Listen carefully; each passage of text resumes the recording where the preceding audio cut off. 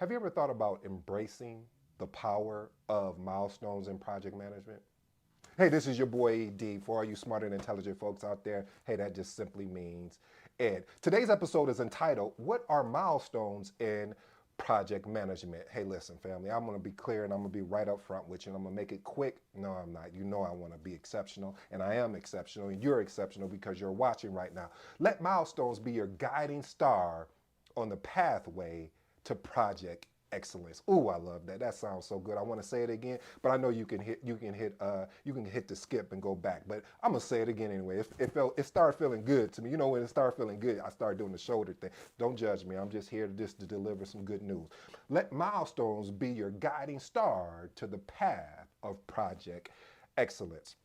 As you know, I got 7 points, and after that, I'm out. First point, milestone progress. What does that mean, ED? Being able to understand how you're tracking against the project progress. Being able to create a clear indication of how far you've come compared to where you were at. See, we never do this as project managers. You see what I did? I just kind of look over my shoulder, really kind of backwards. Meaning, I always use this expression: the when you're driving, right?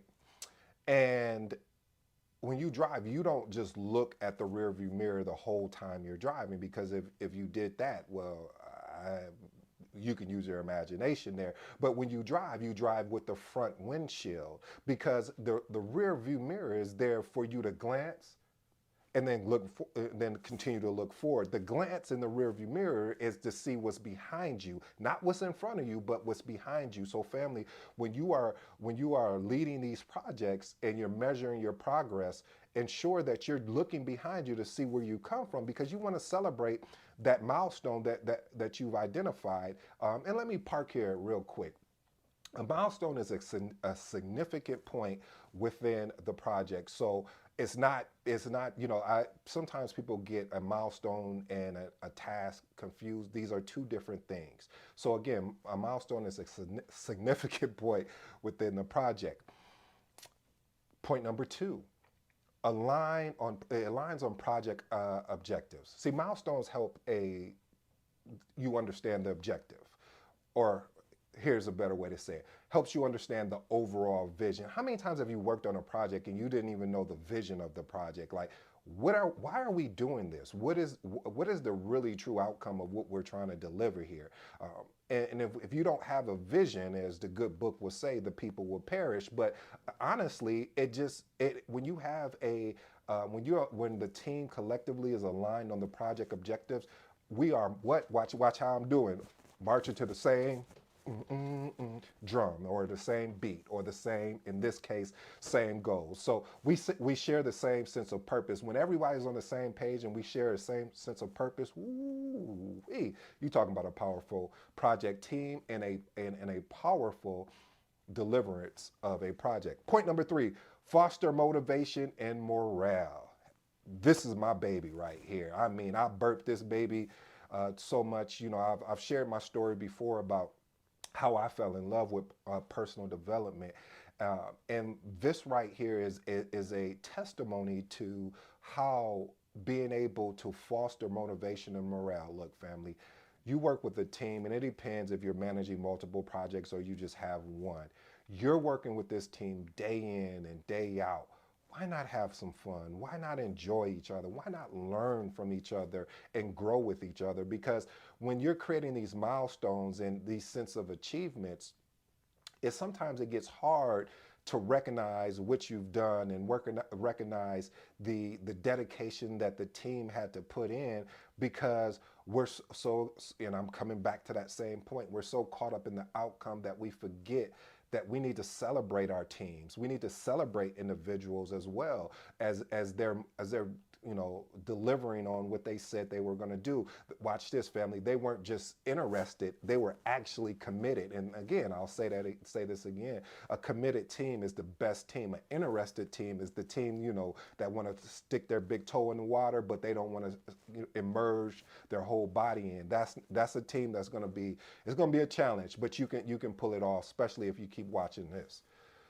Point number four It all comes back to communication. So being able to facilitate communication, and watch this, effective communication, because a lot of times you get on a call with with the team, and I've been on calls sometimes, and it starts sounding like Charlie Brown, womp womp womp womp, and I'm like, what's sometimes have you ever heard people just talk just to hear themselves talk? Okay, don't judge me. I mean, I'm not trying to judge you, but I've heard people just talk just to sound intelligent, just to sound like they know what's going on. But when you ask probing questions, you find out they don't really know what's going on. You'll find out that they're more concerned about your work instead of focus on what they should do. Okay, I'm going on a tangent. But honestly, family, having the ability to foster communication, and that looks like this: being able to provide proper updates to your stakeholders, identify upcoming milestones, and being able to call out achievements in your team from an individual as well as from a team standpoint. And one of my favorites too within communication is creating clear transparency.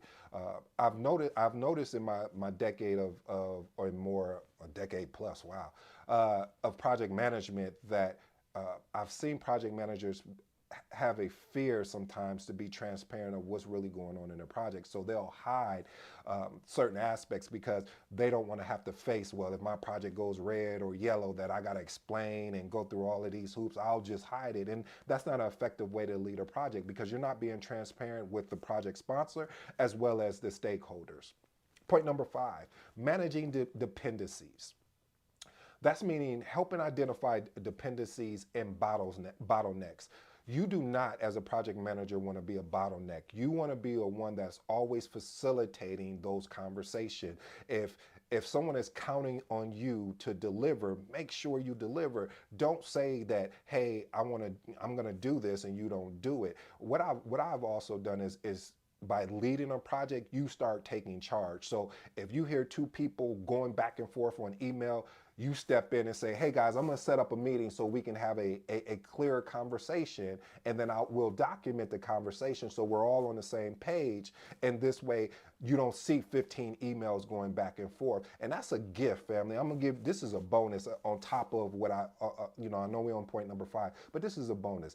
Being able to watch your emails, and when you're seeing conversations going back and forth between stakeholders, your job, and I'm giving you this tip because a lot of people won't do this, but you're exceptional, so I know you will do this. Send an email, say, hey guys, I'm gonna set up a call. Are you guys' calendars up to date? Awesome, great, thank you. Set up that call, and now you have that conversation with those two stakeholders and let them talk it out. Because words can sometimes be misleading, and you may think somebody's saying one thing when they're not. So getting on the call, getting an understanding, and then documenting, remember I talked about transparency, documenting that information and creating transparency across the board for the whole team to understand will make you more an exceptional project manager. Point number 6, trigger decision making. Like, what does that mean, trigger decision making? Well, during the project life cycle, what you want to do is being able to evaluate progress, assess risk, as well as be informed on decisions that are going to be able to, that needs to be made to ensure a successful project. As you know, the biggest thing for project managers are triple constraints. I keep coming back to that because I talk about, and if you don't know it, I'll say it again. The triple constraints is what? Budget, time, scope, and as well as quality. So ensuring that you're staying in front of these, making sure that it's on course, will definitely have you stand out. And my last and final aspect of this of discussing Milestone is you being able to have enhanced project control. See, Milestone serves as a checkpoint. What is a checkpoint? Well, if you allow me to use my imagination here, family, a checkpoint is something where you're not fully done, but you just reached one aspect, or, oh, no, watch this. It's like you taking one step at a time, and each time you take that step, you get closer to the final outcome of getting to the destination that you were at. So the milestone serves as a checkpoint, allowing project managers to assess project performance against the predefined objectives. So family, all I'm saying here is more or less of Being able to have the enhanced project control gives you the heads up to say, okay, here I have a blind spot over here. I need to probably get another resource to assist, or I need to give some coaching or find to develop this particular resource or whatever that may be. But the end goal or the end part of this is ensuring that you have the ability to stay in control and to lead and not manage. I hope you enjoyed today's episode. This has been your boy ED. Until next time, I'm out.